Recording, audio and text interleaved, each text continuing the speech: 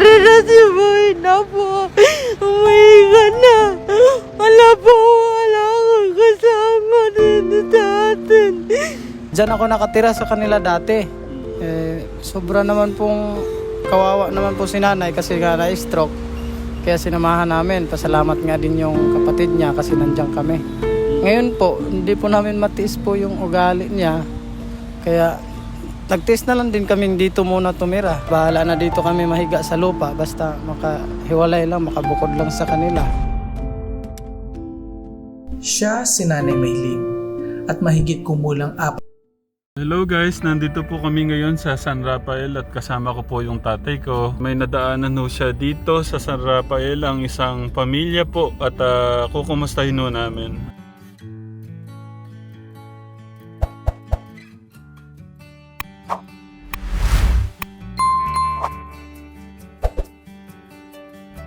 Nadaanan ho kayo ng tatay ko kanina at gusto ko kayong pakamusta sa akin.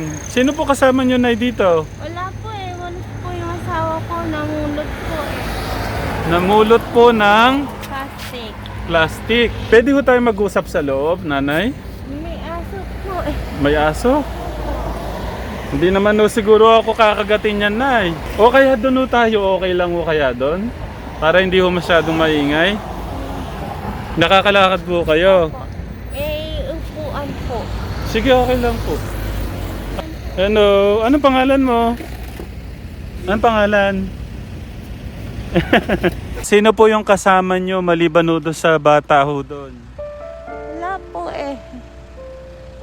Ang aso lang po namin.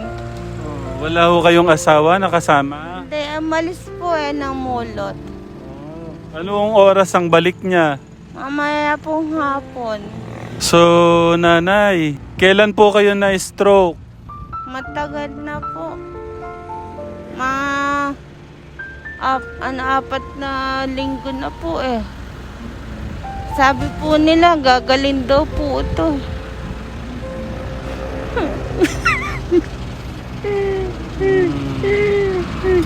Kasi alam mo, papayalak po eh. Wala po kami papayat po manginat eh. Wala po trabaho. Asawa ko po eh. Namumulot lang po kami plastic.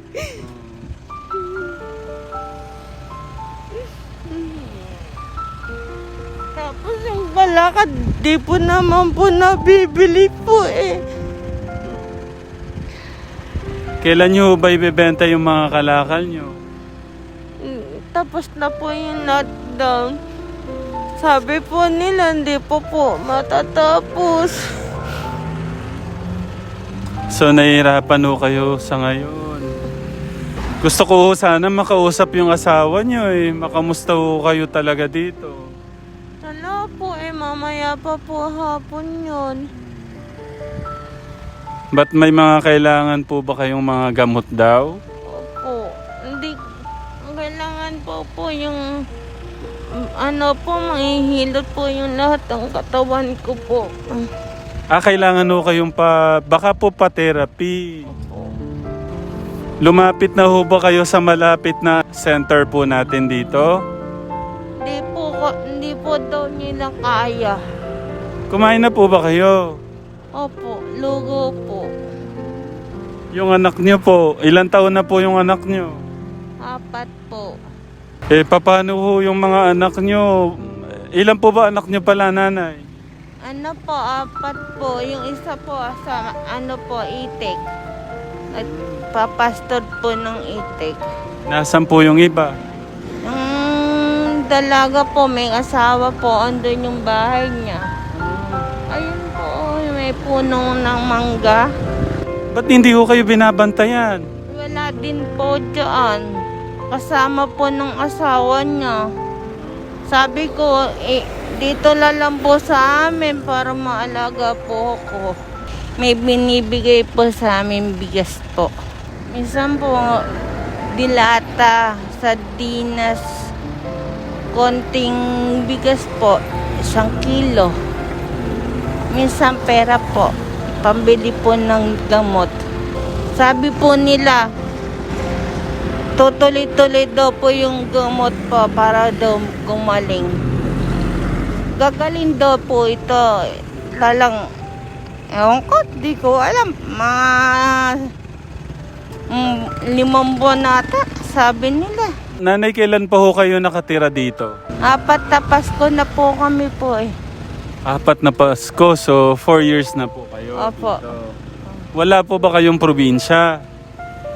Yung ate ko po andoon sa Ilingaw. May ate ho pala kayong malapit dito. Andun po ako kahapon. Ano po sabi niya? Pinaligo po lang ako. Sabi daw, maingat daw ako sa sakit. Oo. Yung anak niyo po na babae, sige po, baka may gusto ko kayong sabihin sa kanya. Pagka napanood niya ho tong video niyo, maawa po yun at maalagaan ho kayo niya. Matigas po ulo ng anak po eh. Meron na si Boy na po. Umahinga na. Wala akong kasama dito sa atin. Natusan ko lang yung anak ko. Bimili ng lugaw eh. Kasi hindi po ako pwede basahin. Nahirapan po ako. Gamilos, ito lang po ang kamay. Alam, dudulas ako. Tatamaan akong ulo dito sa mento. Hindi ako pwede masaing. So ito ho, hindi niyo na magalaw ito? Hindi po. Ito lang po, minsan masakit po. Ay, ito pong half body niyo po, hindi niyo na magalaw. Opo. Lagi ko po yung asawa niya po ang sinasamahan. Ako hindi. Sabi ko nga po sa kanila dadadan niyo akong patay eh. Kasi natatamaan ako. Minsan nadudulas po ako doon sa semento. Tataban na ako sa mahigpit ng kahoy.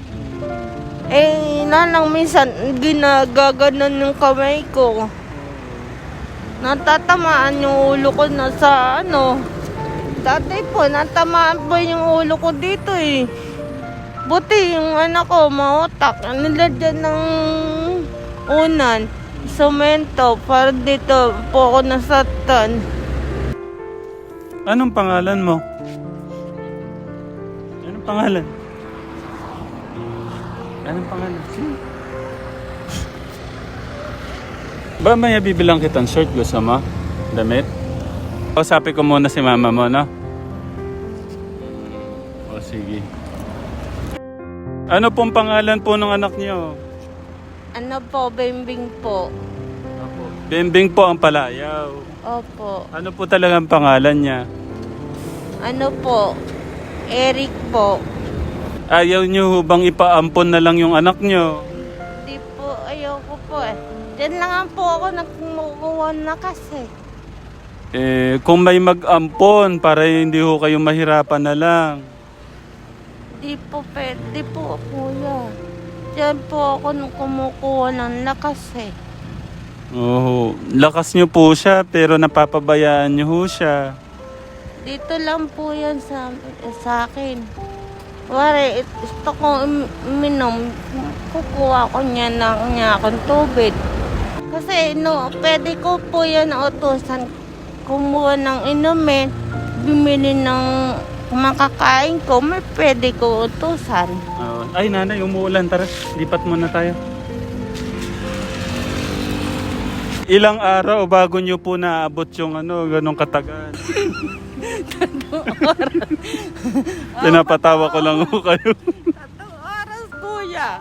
Minsan po namamanit po siya. Yung namamanit, po yung Paa nyo. paa, napakatigas po. Paano ho kayo nagsisiping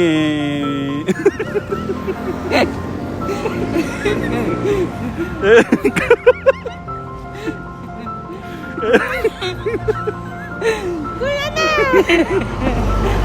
Kuya na! Ano po ba yung kailangan nyo dito sa bahay nyo? Ano po? dilata po sa bigas po. Dilata po at saka bigas. Ganito po nanay, bilang ko ho muna kayo ng groceries. Tapos so pagdating ho namin mamaya, nandyan na po yung asawa nyo. Gusto ko ho kasi makausap yung asawa nyo, no? At bilang ko muna ho kayo ng groceries nyo, no? Opo. Mas maganda ho kasi nandito po yung asawa para makamusta ho ng maayos, no? So let's go guys. Tsaka umuulan na rin po. Oh. Yan guys, umulan ho. Sobrang lakas ng ulan ho kanina. Yan, pagbalik namin, oh, dala ko na yung chocolate. Yes, chocolate? Dala ko yung chocolate, no? Sandali na. Dala? Chocolate. Ito na.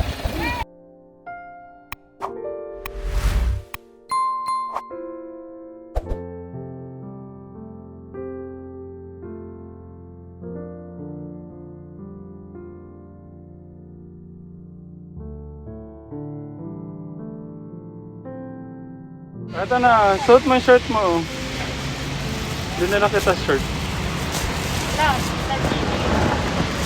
Oh. Thank you ka. Thank you. Thank you ka. Ang damit.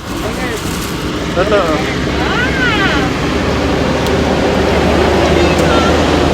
Kaya mas pinaliguan na kita. May bago ka ng damit. Sige, suot.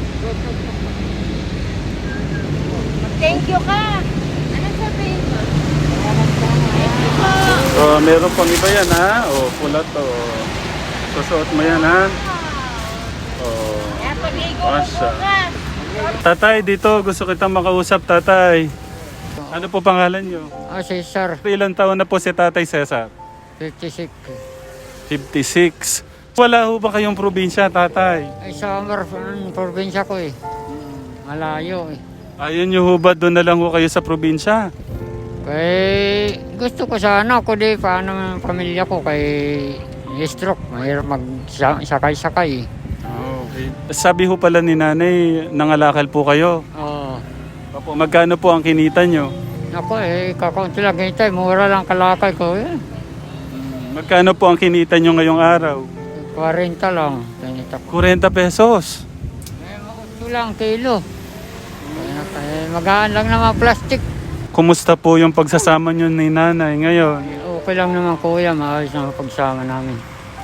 Malungkot to si nanay, sabi niya wala na daw ho yung ano nyo paggabi. Oo nga, wala na. Ayun nga kuya. Gusto ko kayong matulungan ho sana kahit simpleng negosyo lang. Ano ho kayang negosyong pwede ho dito? Kay kuya, dito lang, pwede dito yung gulay, pagturtinda kuya. Ito lang ang pag ano namin kasi maganda nga dito magnegosyo yung gulay kasi highway. So okay ho sa inyo, gusto nyo magbenta ng gulay? Hindi kuya, oo. Oo, sige. Ano po yung mga kailangan? May patungan na po kayo. Eh sira po kuya yung lamisa namin eh. So gagawa ko tayo ng mesa. Oo. Babalik ko ako dito para kahit papano po gusto ko pong gawin, gusto ko kayong bigyan ng pangkabuhayan para po kahit papano mapandagdag po ng panggastos so kay nanay, no? Oh, salamat kuya. Tatay, ang gagawin nyo po, pagtitimpla nyo hong gatas si nanay gabi, umaga, tanghali po, no? Oo, sige. Ganito na po ang binili ko para madali nyo pong matimpla. Oo, salamat At kuya. yung ano po, mga dilata, madali pong buksan yan. Easy to open ho yan. Gusto ko rin ho kasi makausap po yung isang anak nyong babae. Oo, wala pa ba diyan? Ay, mamaya pa po kuya, dating yun. Kung ano po, namili ho tayo ng paninda nyo, gusto ko rin ho siyang makamusta, no? Sasabihin ko mamaya pagdating. Hindi ko bukas pasamahin pag trabaho para makausap bukas. Po, kasi kaisa-isang babae po na anak ni nanay, dapat to kasama niya muna, pansamantala, para po naalagaan po yung asawa nyo. Ayun nga sana ang gusto ko, di maiwanan nanay niya. Gusto ko dito lang. Kasi ako nagkakalakal ako. Ayun lang ang trabaho ko eh. Anak, bantayan mo muna nanay mo habang nagpapagaling. Huwag mo iniiwanan. Mahal ko po yan eh. Kahit po may sakit po ako, di po niya ako pinabayaan. Inalagaan po niya ako. Hanggang ngayon, inalagaan po niya ako. Pinapaliguan po. Kahit po irap na po yan, sige pa rin ang alaga niya po sa akin. Di po ako niya iniiwanan. Mapamili ho natin yung mga gustong paninda po ni tatay, no? Para po para din na kahit papano yung mapandagdag pang gastos po nyo, no? Muli guys, ako po yung nagpapasalamat sa inyo pong wala pong sawang pagsuporta at pagmamahal po sa mga kababayan po natin. Babalikan po natin sila bukas para po maibigay ang ating pong pinangako na pangkabuhayan kahit papano po mapandagdag panggastos po ni nanay, pambili po ng gamot po nila at kahit paano pangkain po nila, no? Ako din po ay nalungkot sa kabila po ng kalagayan po nila. Si nanay po ay stroke at para pa pong may pagkukulang din po sa pag-iisip at ganun din po ang mga dalawang alagain po na anak po ni nanay para po bang nagkulang po sa paggabay sa kanila pong mga anak at hirap po silang makausap. At muli guys, ako po ay nagpapasalamat sa inyo pong wala pong sawang pagmamahal at pagsuporta po sa channel po natin. Ingat po kayo lagi, mahal po namin kayo.